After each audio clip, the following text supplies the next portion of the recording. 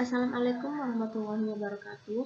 Perkenalkan, nama saya Uswatun Mutmainah dari kelas PPKH 2A, mahasiswa Politeknik Pembangunan Pertanian Malang, ingin menjelaskan tentang komunikasi interpersonal dari mata kuliah Komunikasi Penyuluhan dengan dosen pengampu Andi Warnani SSIMI Kop. Pada kali ini saya akan membahas tentang yang pertama, pengertian komunikasi interpersonal. Yang kedua, tujuan komunikasi interpersonal. Yang ketiga, klasifikasi interpersonal. Yang keempat, efektivitas komunikasi interpersonal.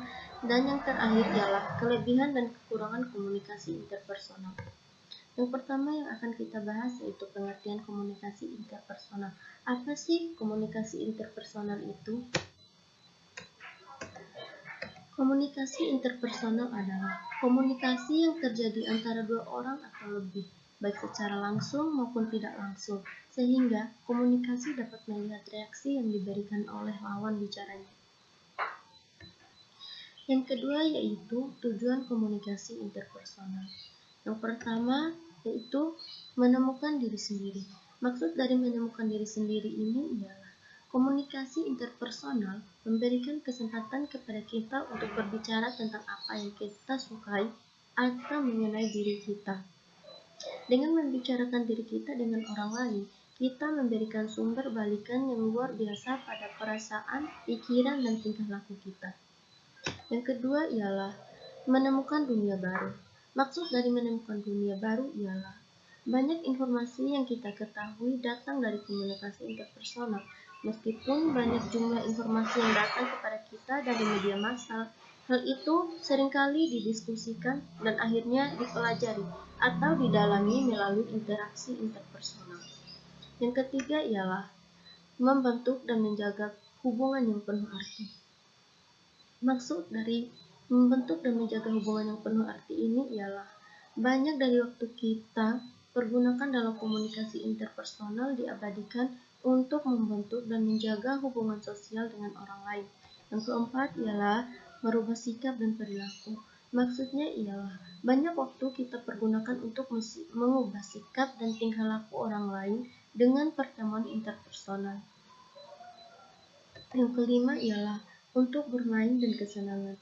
Bermain mencakup semua aktivitas yang mempunyai tujuan utama mencari kesenangan. Yang keenam ialah untuk membantu. Kita semua juga berfungsi membantu orang lain dalam interaksi interpersonal kita sehari-hari. Kita berkonsultasi dengan seorang teman yang putus cinta, berkonsultasi dengan mahasiswa tentang mata kuliah yang sebaiknya diambil dan lain sebagainya. Yang ketiga ialah saya akan membahas klasifikasi komunikasi interpersonal.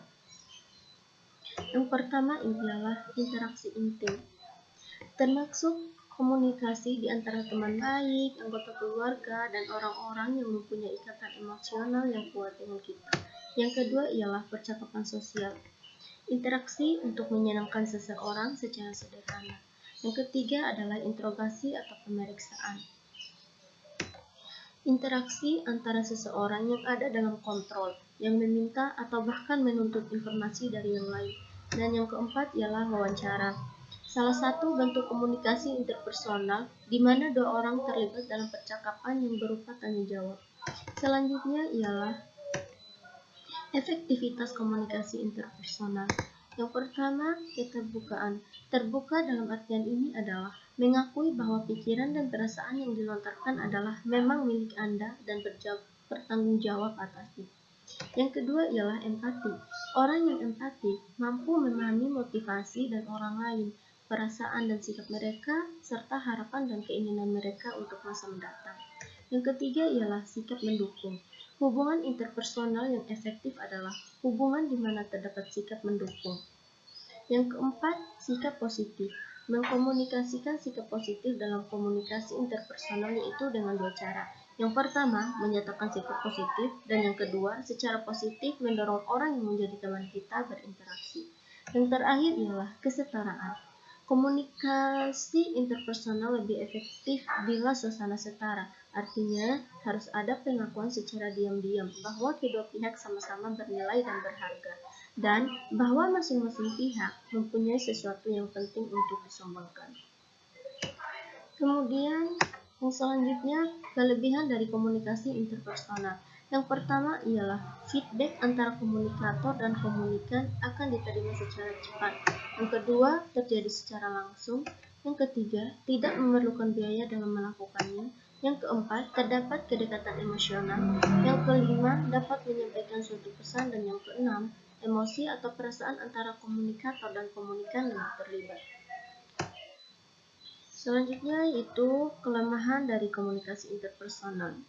Yang pertama ialah mengenai efisiensi waktu. Maksud dari mengenai efisiensi waktu ialah setiap orang mempunyai kesibukan masing-masing, sehingga untuk melakukan komunikasi tatap muka diperlukan waktu yang tepat agar keduanya dapat bertemu dan melakukan komunikasi interpersonal tatap muka.